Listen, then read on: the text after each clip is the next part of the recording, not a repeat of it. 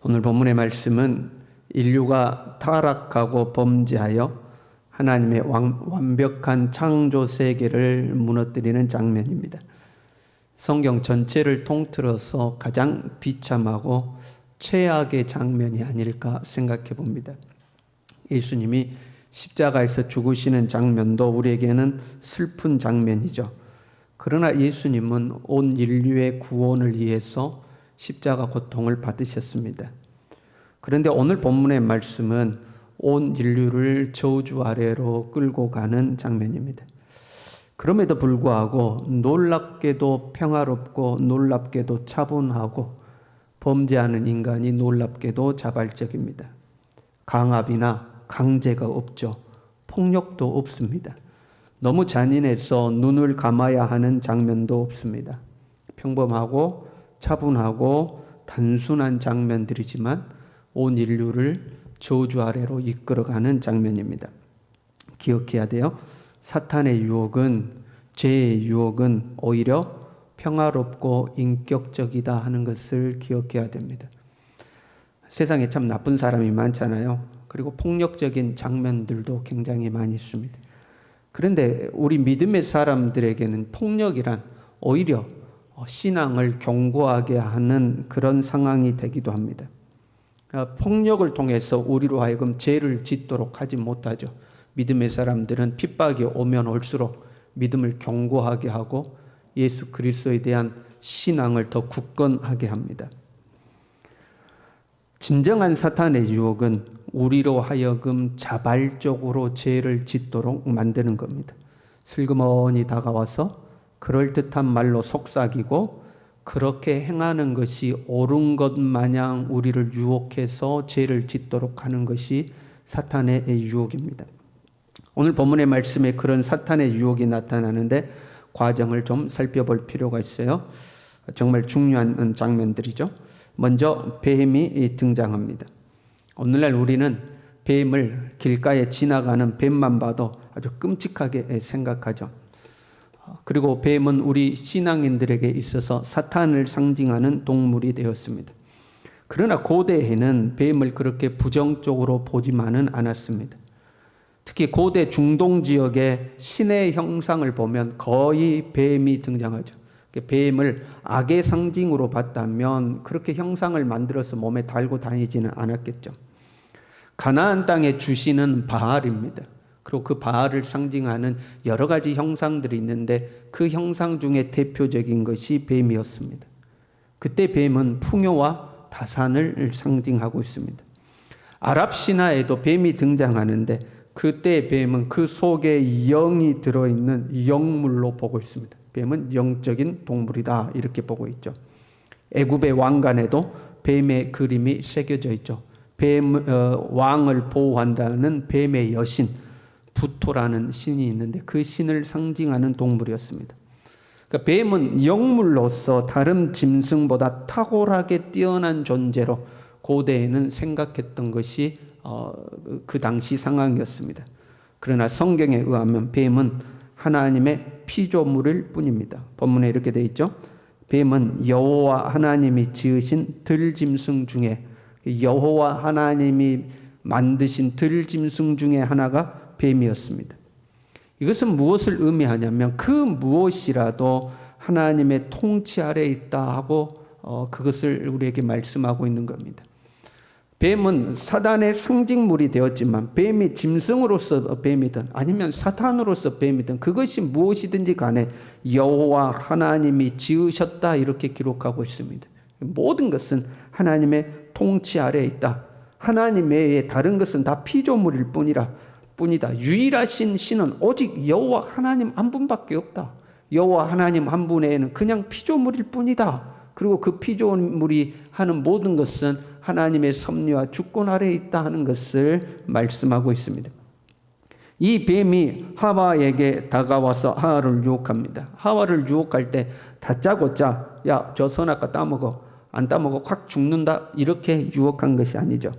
이렇게 이야기합니다. 하나님이 참으로 너희에게 동산 모든 나무의 열매를 먹지 말라 하시더냐. 본문을 이렇게 번역되어 있는데요.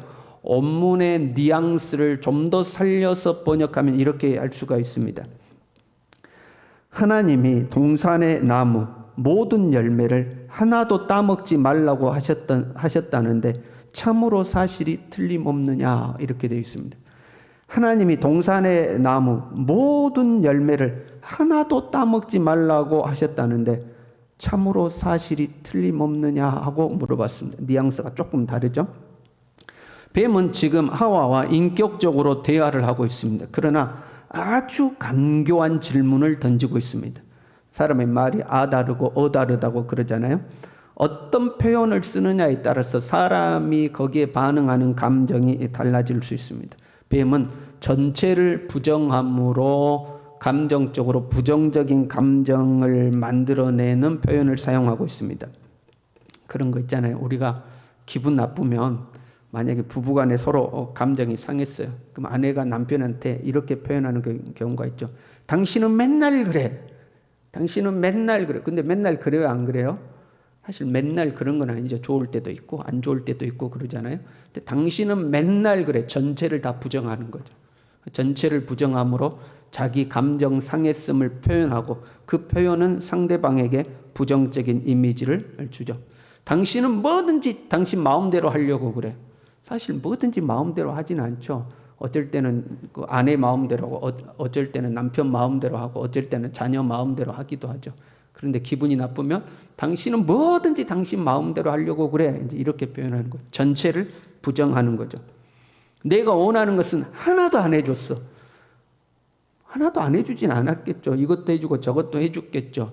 그런데 감정이 상하니까 하나도 안 해줬어 하고 이제 전체를 부정해서 표현하는 거죠. 한두 가지 안 좋은 사실을 가지고 전체를 부정해버리는 감정적인 표현들이죠. 지금 뱀이 하와를 그렇게 이야기하는 거예요.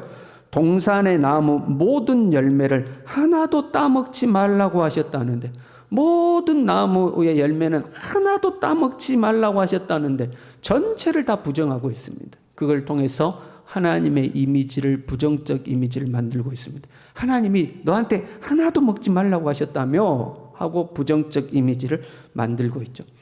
그러나 그것보다 더 문제가 되는 질문은 그 다음입니다. 그것이 참으로 사실이 틀림없느냐 하고 물어봅니다.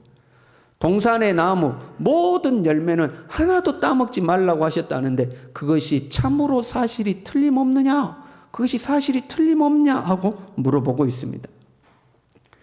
이게 왜 중요하냐면요. 여러분, 우리가 살면서 지혜가 필요해요. 그렇잖아요. 새로운 사실을 발견해내고 그 사실을 우리의 삶에 적용하며 우리는 살아가죠. 한편으로 지혜란 분별하는 힘입니다. 옳고 그름을 분별하고 참과 거짓을 분별하고 선한 것과 악한 것을 분별하는 힘이 지혜에서부터 찾아오죠. 오늘날뿐만 아니라 옛날에도 그랬던 것 같아요. 인류 역사가 존재하는 한 가짜가 너무 많죠. 거짓도 너무 많고요. 100이라면 90은 진짜인데 10을 가짜를 섞어서 팔기도 하죠. 저는 그것을 오염되었다 이렇게 표현하거든요. 오염된 내용들도 많이 있죠.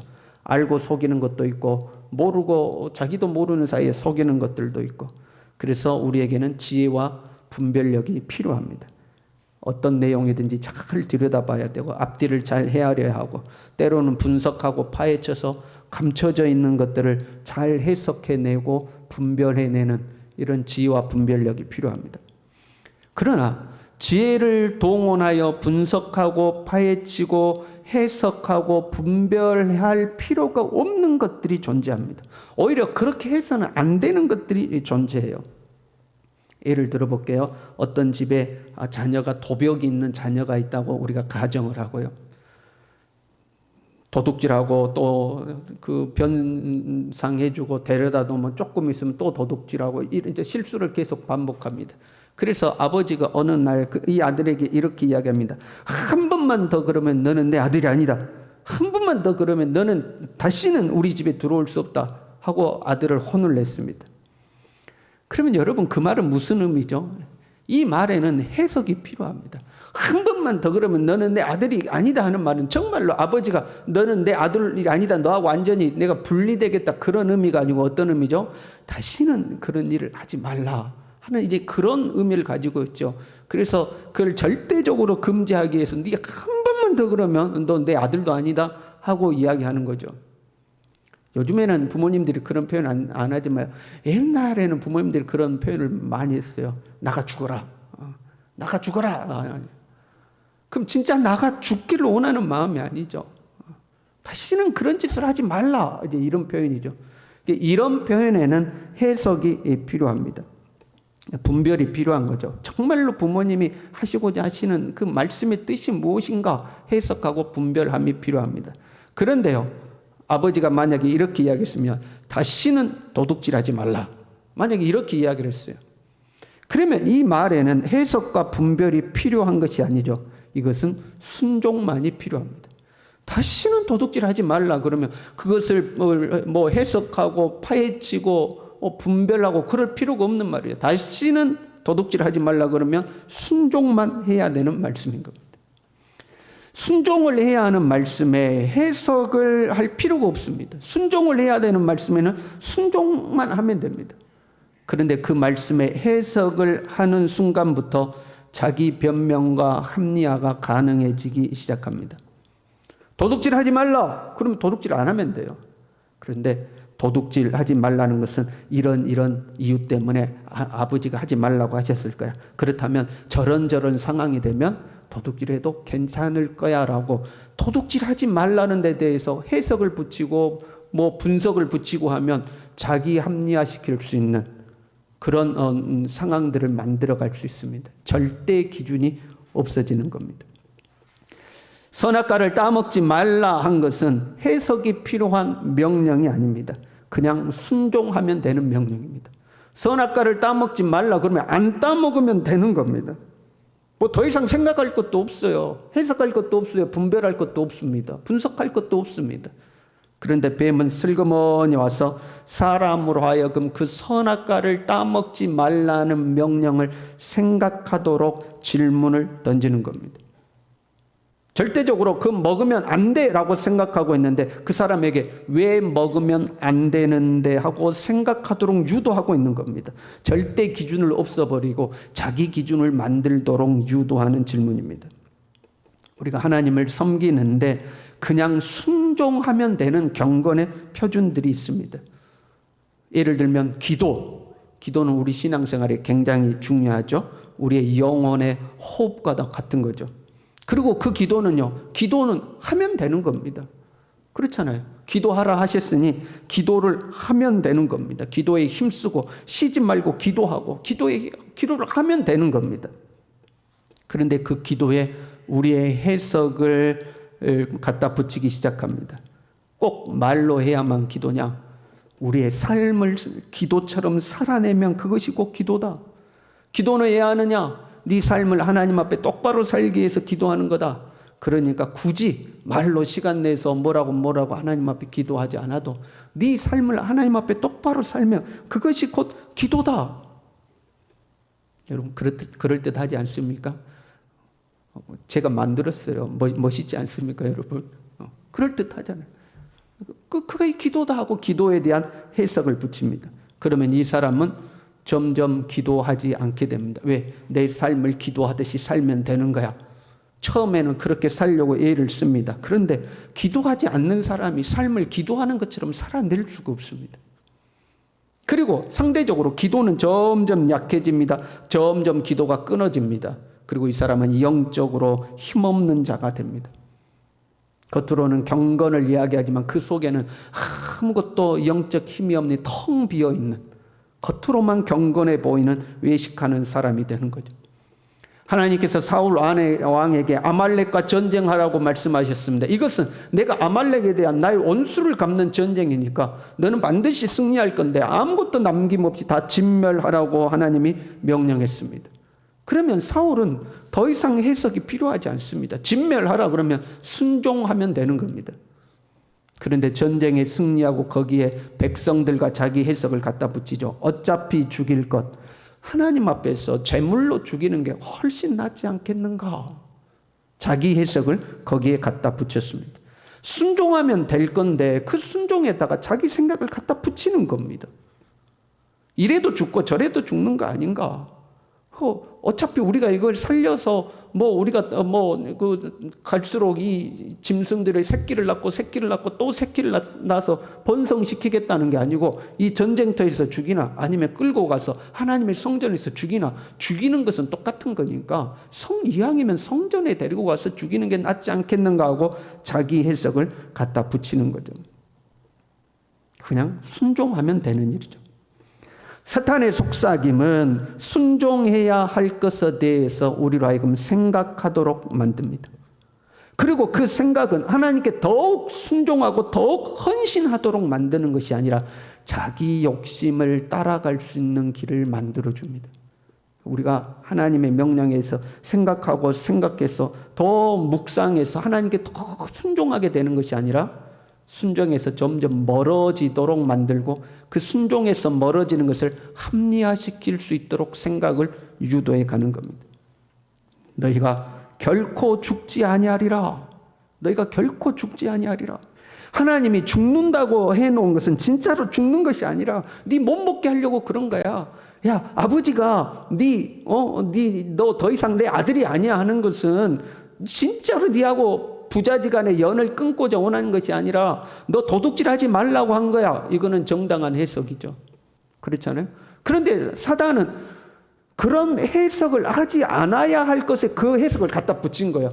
하나님이 죽는다고 말하는 것은 진짜 네가 죽는 것이 아니야. 죽는 것이 아니고 네 눈이 열려서 선악을 아는데 네가 하나님처럼 될까 봐 못 먹게 하려고 죽는다고 말한 거야 하고 이야기를 하고 있는 겁니다. 해석을 해서는 안 될 상황에 그 해석을 갖다 붙이고 있는 겁니다. 네가 먹고 오히려 네 눈이 밝아서 네가 스스로 선과 악을 결정하면 되지 않겠는가? 그러면 어떻게 되죠? 더 이상 하나님께 매이지 않고 너는 자유로울 수 있는 거야. 네가 선과 악을 분별하면 되잖아. 그래서 악한 것은 네가 안 하고 선한 것은 네가 하면 되잖아. 그런데 지금 너는 뭐든지 하나님께 매어 살고 있잖아. 그러니까 그 하나님께 매이지 말고 네가 선악을 분별하는 주체가 되어서 야, 그렇다고 네가 악한 일을 하는 거 아니잖아. 악한 것은 네가 분별해서 악은 안 하면 되는 거고 선한 것은 네가 하면 되는 거고 그러니까 그 선악과를 먹어도 괜찮아 하고 이야기를 하고 있는 거죠. 더 이상 하나님께 매이지 말고 너 자신의 자유를 누리라. 이것이 사람 안에 있는 욕심과 딱 맞아 떨어진 거죠. 그 자유는 사람의 욕심인 겁니다. 기도를 꼭 교회에 나가서 해야 되냐?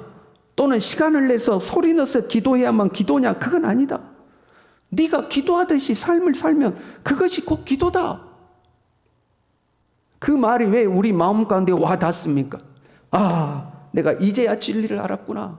진리를 알아서 이제는 내가 자유하구나. 더 이상 기도에 매이지 않고 내가 자유하게 진리를 알지니 진리가 나를 자유롭게 하는구나. 정말로 진리를 따르고 싶은 것이 아니라 기도에 대한 부담을 덜어버리고 싶은 자기가 편한 길을 가고 싶은 그 욕심 때문에 그 말이 우리에게 쏙 들어오는 겁니다. 맞다. 기도하려면 얼마나 힘든가. 시간 내야 되고 교회 가야 되고. 그런데 그냥 사는 걸 기도처럼 산다니까. 오래전에 이야기입니다만 아주 친분이 있는 집사님이 어느 날 저한테 식사 대접하고 싶다고 만나자고 했습니다. 그 메뉴가 아직도 생각이 나네요. 버섯 전골집에 가서 식사 대접을 해서 식사를 하는데 그 식사 중에 저에게 이걸 물어봤습니다. 자기가 11조와 관련된 책을 한 권을 읽었는데 11조를 꼭 해야만 하는가, 그런 오래돼서 내용을 정확히 기억이 안 나는데 그런 내용이었습니다. 저한테 그 책을 읽어보았냐고 물어봤습니다. 그 책을 본 적이 있다고 했습니다. 그랬더니 그 책의 내용을 이야기하면서 원래 11조의 뜻은 무엇이고 구약에서는 이랬고 신약에서는 어떻고 11조를 하면 11조의 원래 목적에 의해서 이렇게 쓰여야 되는데 뭐 어쩌고 저쩌고 한참을 이야기했습니다. 그 이야기를 듣고 있다가 제가 이렇게 물었습니다. 정말로 하나님의 뜻을 따르고 싶은 겁니까? 11조가 하기 싫은 겁니까? 하고 물었습니다. 그랬더니 말을 얼버무리고 하지 못했어요. 정말로 하나님의 진리를 따르고 싶어서 의문을 갖는 건가? 아니면 하나님 앞에 물질로 헌신하는 것이 아까워서 어떻게든 피하고 싶은 마음에 그 책의 내용대로 하면 그걸 피할 수 있으니까 그 내용을 붙잡는 건가? 그 책의 내용이 마음에 든 것은 그것이 진리이기 때문이 아니라 자기 욕심에 합당한 내용이기 때문에 그런 거죠. 배움은 이 부분으로 접근을 하는 겁니다. 먼저는 전체를 부정했었죠. 모든 것을 그렇게 해야 하냐 하는 거죠. 꼭 그렇게 해야만 하냐? 하나라도 어기면 안 되냐? 모든 상황에 그렇게 해야 되냐? 매일 그렇게 해야 되냐? 쉬지 말고 그렇게 해야 하냐? 전체를 부정합니다. 꼭 그렇게 해야만 하냐 하는 거죠. 그리고 나서는 꼭 그렇게 해야만 하는 것은 아니다. 항상 그렇게 해야만 하는 것도 아니다. 다른 방법으로도 할 수 있다 하고 그 내용이 우리의 욕심에 딱 들여맞아서 우리가 좋아할 만한 내용으로 좀 더 편하고 좀 더 쉽고 좀 더 내 욕심을 챙길 수 있는 길을 열어주는 거죠. 그게 뱀의 혓바닥인 겁니다. 제가 만든 말입니다. 뱀의 혓바닥. 하나님의 말씀을 슬그머니 비틀어서 내 욕심을 채울 수 있는 길을 열어주는 거죠. 이 뱀은 영리해요. 뱀에 대해서 이렇게 이야기하죠. 하나님이 지으신 들짐승 중에 가장 간교하니라. 간교하다고 부정적으로 번역을 했지만 원래 이 단어의 뜻은 영리하다라는 말입니다. 뱀은 영리해요. 어떻게 하면 우리 스스로, 뱀은 손을 안 대고 혓바닥만 놀려서 우리 스스로 하나님의 말씀에서 벗어날 수 있는지 뱀은 그걸 잘 알고 있는 겁니다. 그 혀를 놀려서 우리로 하여금 순종하면 될 말씀에 대해서 고민하게 만들고 그 고민 끝에 이래도 괜찮겠구나 라는 길을 열도록 만들고 그 길로 우리 스스로 가도록 만드는 거죠. 우리가 3장 1절부터 봤으나 2장 25절이 이렇게 마무리되어 있어요. 아담과 그의 아내 두 사람이 벌거벗었으나 부끄러워하지 아니하니라. 여러분, 벌거벗었으나 부끄러워하지 아니하는 모습, 어린 아이 같고 정말 순박하고 순진한 모습이죠. 그에 비해서 뱀은 영리하니라, 강교하니라 이렇게 되어 있어요. 뱀은 아주 영리하고 아담과 하와는 순박한 모습이죠. 하나님께 순종하기 위해서는 영리함이 필요한 것이 아니라 순박함이 필요한 겁니다. 벌거벗었으나 부끄러워하지 아니하고 하나님을 따르는 그 순수함. 사람들이 얼레리 꼴레리 벌거벗었대요 하고 놀려도 얼레리 꼴레리 신앙생활을 저렇게 바보처럼 한대요, 저렇게 미련하게 한대요, 융통성도 없이 저렇게 한대요 하고 사람들이 놀려도 개의치 않고 하나님의 말씀을 따르는 그 순진함과 순박함, 그것이 필요한 겁니다. 그런 사람이 하나님께 순종할 수 있는 거죠. 그런데 사람이 조금 영리해지면, 똑똑해지면 이건 이렇고 저건 저렇고 요건 요렇고 요건 요렇고 자기 생각이 많아지고 그 생각 끝에 순종하면 끝날 일을 피해갈 수 있는 길을 만들기 시작하는 거죠. 뱀의 영리함이 불순종의 길을 만들어가는 겁니다. 우리가 이 세상을 살아가려면 지혜도 필요하고 분별력도 필요해요. 신앙생활을 잘하려면 하나님의 말씀을 더 깊이 연구하고 묵상함도 필요해요. 그러나 그 과정에서 뱀의 혓바닥을 조심해야 합니다. 오늘날 우리가 사는 세상은 지식과 지식이 빠르게 왕래하는 그런 시대가 되었죠. 정말로 많은 지식들이 금방금방 접할 수 있을 정도로 지식과 지식이 빠르게 왕래하는 시대지만 그때일수록 말씀이 없는 기근과 기갈이 찾아온다고 그랬죠. 뱀의 혓바닥과 같은 말이 너무 많은 거. 교묘하게 하나님의 말씀을 비틀고 우리로 하여금 우리의 욕심을 채워가는 길을 걷도록 하고 하나님으로부터 멀어지는 길을 걷도록 하고 하나님께 불순종의 길을 걷도록 만드는 뱀의 혓바닥과 같은 말들이 너무 많은 시대죠. 이 뱀의 혓바닥에 속지 않으려면 우리가 잘 분별해야 되는 거죠. 어떻게 분별할 것인가? 하나님의 말씀이 또는 나의 생각이, 누군가가 말하는 하나님의 말씀이 나로 하여금 하나님께 더 헌신하고 더 순종하고 더 가까이 가도록 하는가? 아니면 자유를 핑계로 하나님으로부터 멀어지도록 하는가? 이것을 보면 됩니다. 성령은요, 성령이 역사하면 우리가 하나님께 더 순종하는 순종의 사람이 됩니다. 더 헌신하는 사람이 됩니다. 성령 충만한 초대교회를 보십시오. 자기의 전 재산을 팔아서 하나님께 드렸습니다. 그럼에도 부족해서 자기의 목숨까지도 하나님을 위해서 내어놓았습니다. 쉬지 않고 기도하고 구제와 선행에 힘쓰면서. 그러니까 하나님의 역사는 우리로 하여금 하나님께 더 충성하고 더 헌신하도록 만듭니다. 그러나 사단은요, 하나님으로부터 우리로 하여금 자유하라고 이야기합니다. 표현은 좋아요. 신앙에 좀 자유함이 있어야지. 너 꼭 그렇게까지 신앙생활할 필요 없어. 좀 자유함이 있어야지. 그렇게까지 안 해도 돼라고 이야기하는데, 듣기에는 좋은 말인 것 같은데, 지적인 말인 것 같은데, 고상한 말인 것 같은데, 그 말을 따르다 보면 점점 경건의 삶에서 멀어집니다. 점점 하나님을 헌신하는 헌신도 없어집니다. 그리고 내 안에 경건의 능력도 점점 없어집니다. 그것은 뱀의 혓바닥과 같은 겁니다. 교묘하게 우리를 속이는 말들이죠. 저와 여러분이 하나님 앞에 이런 분별력이 있길 원합니다. 그래서 아담과 하와처럼 뱀에게 속지 아니하고 그냥 하나님 앞에 순박하게 순종하고 충성된 하나님의 사람으로 살아갈 수 있기를 바랍니다. 기도하겠습니다.